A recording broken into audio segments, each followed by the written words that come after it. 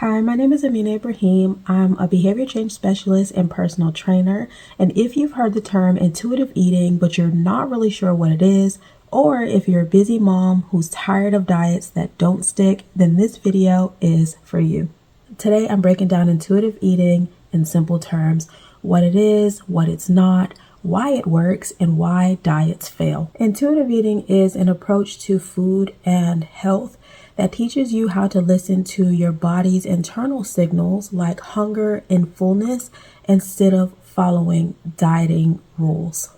The intuitive eating principle was derived by two dietitians, Evelyn Tribole and Elise Resch, in 1995. Intuitive eating has been researched and studied for decades. When you begin learning to start practicing intuitive eating, it's when you finally accept that your body knows what it needs. Your body knows what it needs and how much food it needs. So you learn how to listen to your body instead of following dieting rules. So some dieting rules could be, you don't eat after 6 p.m., you eat an early dinner, and you're not allowed to have any food after 6 p.m. Other dieting rules could be that you skip breakfast and you start eating after 12 noon. So dieting rules can be restrictions to windows, eating times, or it could be restricting foods, like labeling foods as good and bad. You're not allowed to eat chips, you're not allowed to eat candy, or you're not allowed to eat bread. That would be like food restrictions. So with intuitive eating, there's no calorie or carbohydrate counting, no macro counting, and there are no foods that are good and bad or off limits foods. You're basically building your relationship with food and learning how to eat all various different food groups in a healthy way. So, if you found yourself saying, I don't know how to eat sweets in moderation, or I don't know how to eat junk food in moderation, feeling like you have to do like an all or nothing approach, like you either binge eat on it or you just cut it out altogether and don't eat it at all. If you found yourself in that position or in that cycle, there's a high probability that you would need to work on your actual relationship with food, and that is the whole goal and purpose behind learning how to eat intuitively. One of the really big steps that are necessary to take as far as having the correct mindset for intuitive eating is to understand that the goal behind intuitive eating would not be weight loss. That can't be your primary focus, because having that goal as your primary focus is going to drive you to naturally to choosing certain food choices and avoiding other food groups altogether, and that directly goes against the principles for intuitive eating. So while natural weight loss a lot of times is a major bonus, and people definitely benefit from natural weight loss being facilitated along learning how to eat intuitively, again, it can't be the primary goal, because you'll be subconsciously restricting food groups. One of the ways that you begin learning how to eat intuitively is by actually giving yourself permission to eat from various different food groups. So while you're starting your intuitive eating journey, you want to avoid doing things like going in the pantry and tossing out all of the unhealthy foods, going in your refrigerator and throwing out all the temptation foods. To start off that way, that would be starting with a diet mentality. Instead, it's more so of a mindset of, I have permission to eat from various different food groups, and there are no restrictions as far as what I eat.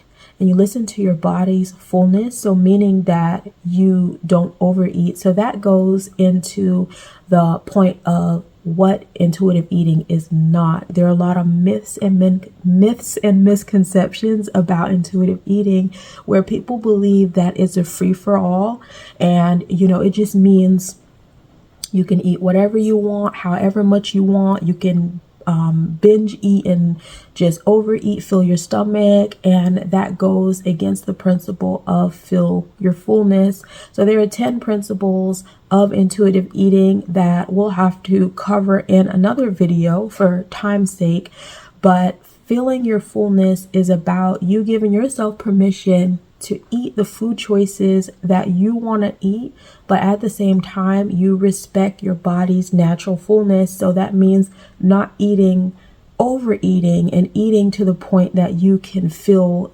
tightening of your stomach, or you feel discomfort because you've eaten too much food. So one of the really great places to start with intuitive eating is getting in tune with your body's natural fullness cue. So listening to your body means you're full and you've had enough food, but for example, you go back for one more plate just simply because the food tastes good and you're pushing past a level of discomfort to actually be able to eat that food. So that's a good starting place, focusing on how you eat and developing healthy habits surrounding eating instead of focusing on the food choice alone. Learning how to eat intuitively is a journey. It looks different for everyone, and it's more about your relationship with food, your relationship with your body and your health, and overall in a holistic way, instead of just focusing on what you can eat, what you can't eat, what you should eat and what you shouldn't eat, but incorporating healthy habits into the way you eat. Not being restrictive, not saying, okay, I'm allowed to eat what I want to eat. So, I'm just going to have 2 cookies. I'm going to make sure I try my best not to go beyond that limit. That would be subconsciously restricting food. Instead, it's better for you to work on your relationship with that actual food. That's one of the best ways to overcome binging type behavior. So a lot of times, if you're telling yourself, I shouldn't have this, and then you just delay, you may end up reaching a breaking point where you actually just say, I'm gonna go ahead and get this out of my system and eat it until I've had my fullness of it, and then I'll never want it again. You can fall into a cycle of repeating that behavior. A lot of times that's why people will lose weight and regain the weight, and then it kind of becomes a cycle because of not letting go of the unhealthy eating habits of binging. Instead, it's best to just get your fullness of it. Enjoy the snack without the guilt. When you cut out the guilt, it actually eliminates that temptation to overeat and binge eat on the food. So intuitive eating looks different for everyone because you're working on your relationship with food, and everyone's relationship with food looks different. You'd be working on the different foods that you feel guilty about when you eat. I know from personal experience, because I used to be a low carb dieter, and it was even that much more difficult becoming an intuitive eater, because for at least 10 years, I was focused on off limits foods such as breads, sugars, and all of those carbs. It was very difficult to go back and give myself permission to eat those foods. So I know this journey all too well. And you have to be kind with yourself, give yourself time, and understand that the habits, they take time to overcome. If you've been eating a certain way for years, you're not going to be able to watch a few videos and learn new habits. So habits, you have to practice them, and there will be a lot of trial and error. So a lot of this journey has to do with you forgiving yourself for the failures or the learning, your body in the past, things that didn't work, disappointments that you felt, along your journey, and just kind of moving forward and with knowing the things that you tried in the past that didn't necessarily work out for you. You should understand and really trust and believe that there's still a lot of hope for you to be able to attain your goals, your intuitive eating goals, your healthy living goals, your wellness goals, the ones that are important to you, and just be positive and keep moving forward, and don't hold, what it was that didn't work out for you in the past. Don't hold it over your head. Just kind of take it as a learning experience.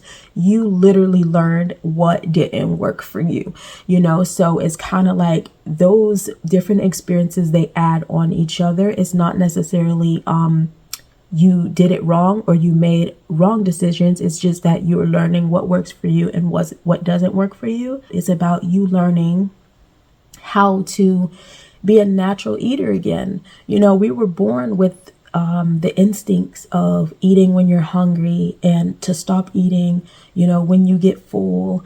And, we've developed unhealthy eating habits by diet culture, and becoming a natural thing, like having rules and restrictions around food.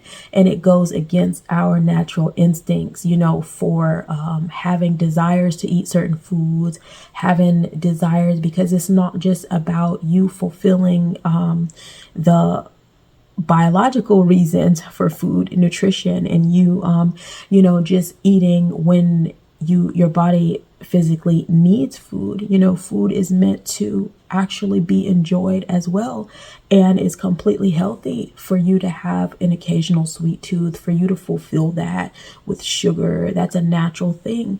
For you to have food preferences, even fattening foods and unhealthy foods, it's a natural thing. So in accordance with the intuitive eating principles, there are no good and bad foods. Food doesn't have behavior. There are no good and bad foods. There are foods that we label healthy and unhealthy, and none of them are off limits. It's just some you honor your health and you eat those in moderation so that you don't experience negative health consequences. I want to talk about why diets don't work. Diets simply work as a temporary solution, because when you restrict food, what it does is your body doesn't realize that you're restricting the food intentionally. So your body believes that it's starving. What it's going to do is slow your metabolism down, and then all of the results you get as far as weight loss and fitness, all of those results you get will continuously have to be forced instead of you being able to eat in a natural way. So as soon as you stop whatever it is that you were doing to be able to achieve your fitness results, as soon as you stop that lifestyle, then unfortunately the weight comes back.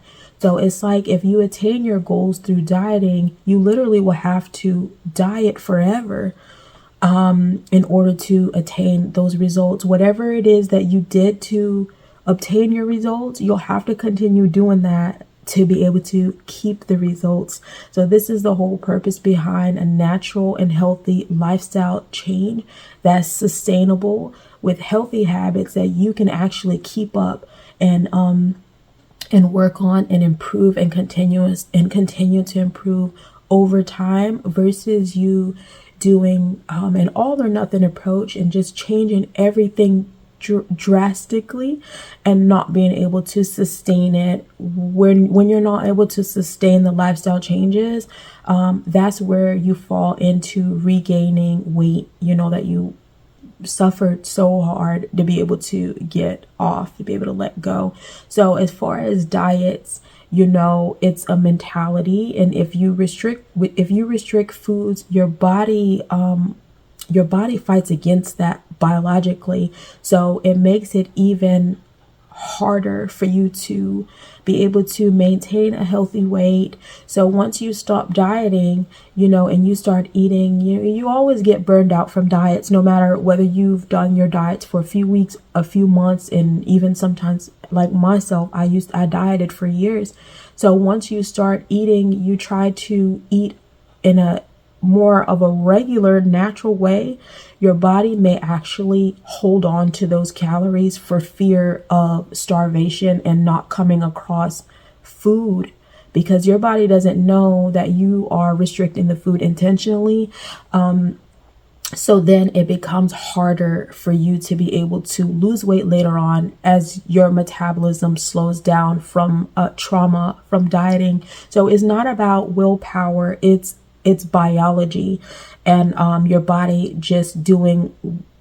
trying to protect you from starvation, because it's a natural mechanism that's going on within us, and dieting is actually unnatural. So restricting foods is working against your body's natural process. And there are also several studies that have proven restricting foods causes you to obsess over the food. So again, that can lead to unhealthy binging behaviors. It's again more so important to focus on your relationship with the food, healthy habits, and working on decreasing guilt, getting rid of guilt associated with certain food choices, for you to work on your habits surrounding the food, and honoring your health. We're going to get into honoring your health in another video when we go over the actual principles, the 10 principles of intuitive eating.